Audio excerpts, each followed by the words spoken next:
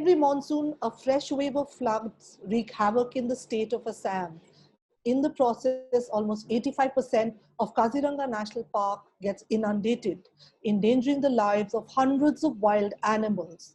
In 2020 as well, hundreds of animals have been rescued, even as the Chief Minister of Assam took stock of the situation. Who are the people on the ground leading these rescue efforts? On this very special episode of Earth Talks, we're fortunate to have with us the people leading this rescue effort from the front. Let me start by introducing them. Dr. Ratin Burman, an ecologist by background, he's managing the Center for Wildlife Rescue and Rehabilitation, which is run by the Wildlife Trust of India in partnership with the Assam Forest Department. We also have with us wildlife veterinarian, Dr. Samshul Ali, who I've been told in the last 48 hours has rescued a tiger and even a baby rhino, along with many, many other animals. And we'd love to hear more about your stories, Dr. Ali. But let me start first with Ratin. You've been leading this effort for over a decade. So could you tell us firstly, what is the situation on the ground right now? We are virtually live, you're talking from ground zero. What is the situation in Kaziranga at the moment, and how do you prepare your team for this annual rescue effort? See, flood in receding now at this moment, and situation has improved a little bit, but movement of animals towards the high ground is still on. Thousands of animals has migrated to the adjacent Karvi Hills, which is a natural highland of Kaziranga. We run a rescue facility at Kaziranga in partnership with Assam Forest Department for last almost 20 years now. And we have been handling situation of the flood crisis for over the years. So far, we have, since 2002, we are running this facility, and we have handled more than 6,500 animals so far. And out of that, almost 64% has gone back to the wild again. On an average, we rescue around 350, 360 animals per year. And as I said, this is the monsoon season, and it's flood is a regular phenomena here, but big flood obviously not. And this year again we got a big flood. Right, Ratin. So those are, I would have to say, spectacular numbers. A 65% rescue rate.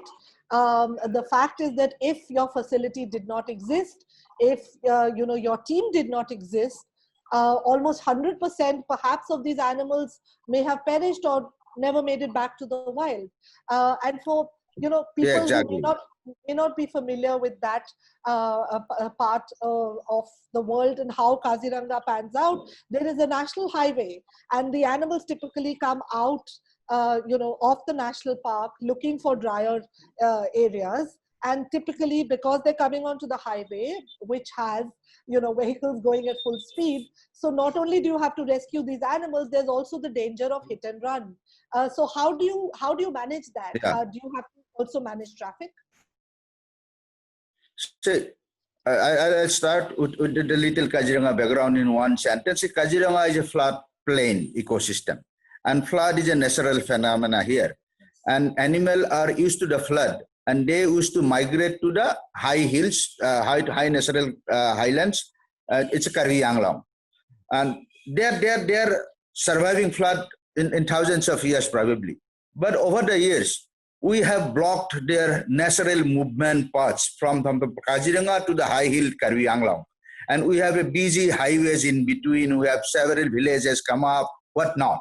So, of course, this busy highway is a problem at this moment, but it is also a lifeline towards the eastern part of the state.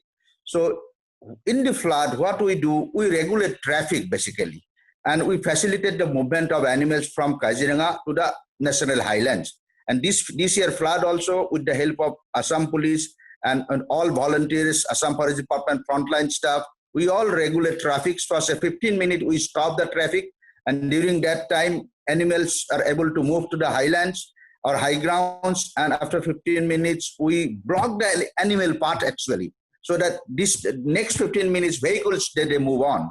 So like that, during the peak 2-3 days of flood, we manage traffic in the road and we facilitate the movement of animals toward the high grounds. But obviously during few casualty happens. Yes, I mean, a few casualties happen, but we have with us a wildlife veterinarian, Dr. Samshul Ali. I'd like you to share with us some of your experiences. I saw the photographs on a social media platform on, the tiger that you rescued. And now you're doing these rescues in the midst of a pandemic, so there is the problem of social, you have to maintain protocols. You also have to maintain a social distancing protocol. So tell us a little bit about what happened to that tiger and how challenging was the task? It was pretty much challenging because human carnivore conflict is one of the greatest challenge in rescue cases. You cannot show a flopso there. So thing was that we have to keep in mind the pandemic also.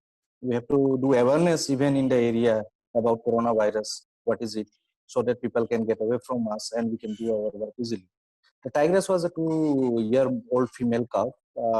It maybe had been with its brother or sister together. Brother went out or sister went out and she remained in the house of a local people in that area.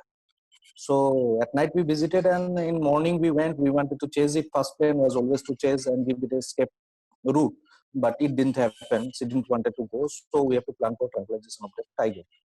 And then we bought it, we kept under observation. Today it was freaking fine and early morning today we released it. So that's a good news.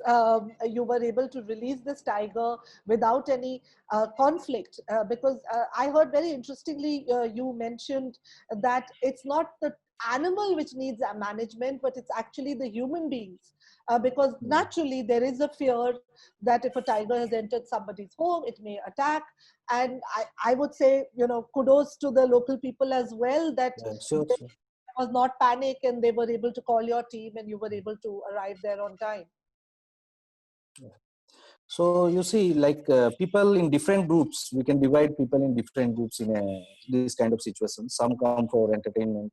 Some are suffering because the animal is in their house. Okay. And Dr. Ali, can you, I saw another picture of yours where you had a baby rhino in a boat.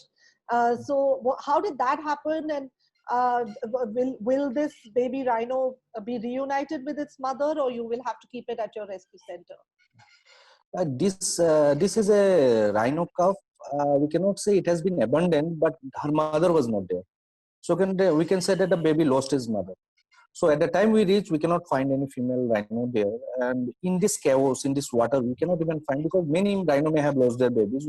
And rhinos are solitary animals. So we cannot reunite with any rhino. Like in elephants, we have to get the herd and then reunite. Social structure is there, but they don't have, they are solitary animals. So the last option is to rescue that baby out of the water and then bring it in to rescue center, and then we can go for the rehabilitation of that rhino calf. The baby seems very small, but they are very dangerous while handling those kind of small babies, which look very cute in photos, but we know what happened in the field. Anyway, we have to travel with the baby in country boat for about hours because you cannot take high-tech boats there. Waters are shallow somewhere, high somewhere. We have to be in country boat. It is very easily we can move around with country boat. Okay. And Dr. Ali, can you tell us what was the biggest challenge you've ever faced? You've now been in Kaziranga for a while. Which has been your toughest animal rescue? For me, every animal is toughest because a deer can also do that harm what a tiger can do. But the toughest rescue, if you say, it is always a carnivore-human conflict. If people want to coexist with them, it had to have become very easy. But a fear of this carnivore in human heart from time immemorial has created a havoc around people, and it becomes a big show whenever a carnivore enters. So people must keep calm at that time. They must let us work very nicely. And people around in Kaziranga, I have seen that they are very aware of that. But if you go in towns, like you can see in Jorhat towns and other towns, their people has been away from animal for some time, but they suddenly see a leopard entering their house, they become very anxious. So at that time, they must keep calm, and we must let us and forest department do the work together and save the animal. Win-win situation for all. Okay, Ratin, if I can come to you now, you know, it must be very challenging. Your phone has to be on through the night. I mean, these are, you know, I think behind the scenes challenges which a lot of us who see these pictures on social media may not be aware of. It's all very well to see a tiger being released in the wild, but you probably get calls at night. You probably get, you know, it's like, you know, they say being in the news business, there's no 9 to 5.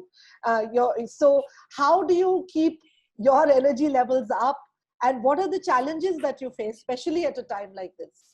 Yeah. So biggest challenge in any rescue here, in my opinion, is a management of crowd in the rescue scene. So that is the biggest challenge. And what was the other question? Sorry. What I was asking was, you probably have no personal life left. The phone calls come in the middle of the night. You know, the behind the scene challenges for rescue efforts, which we probably don't see, you know, even in the media. See, I'll answer in one sentence. It's just 24 hours back, we were very tired because of that famous tiger rescue operation. But today morning, when I see the release of the animal, I regain my strength. So that's how we walk in the field. Rescue is always a tiresome and problematic when you handle the animal in the field, or when you handle the crowd the field. But when you see the animal going back to the wild, so that brings us the strength back. So that's how we work. Right. So getting your strength from the release of the animal back in the wild, I know that you have, both of you, and in fact your entire team has many weeks ahead of hard work left. Before we go, I'd just like you to, you know, tell our viewers, is there any kind of help? Are there people who watching this? Can they help in some ways? I remember 2 years ago, you were short on milk for the rhino, you know, the rhino calves. So you had made an appeal. Is there any way in which people who want to help, who want to perhaps participate in some way or contribute, can they contribute? Yes. Any help for the rescue situation or for the animals is always welcome.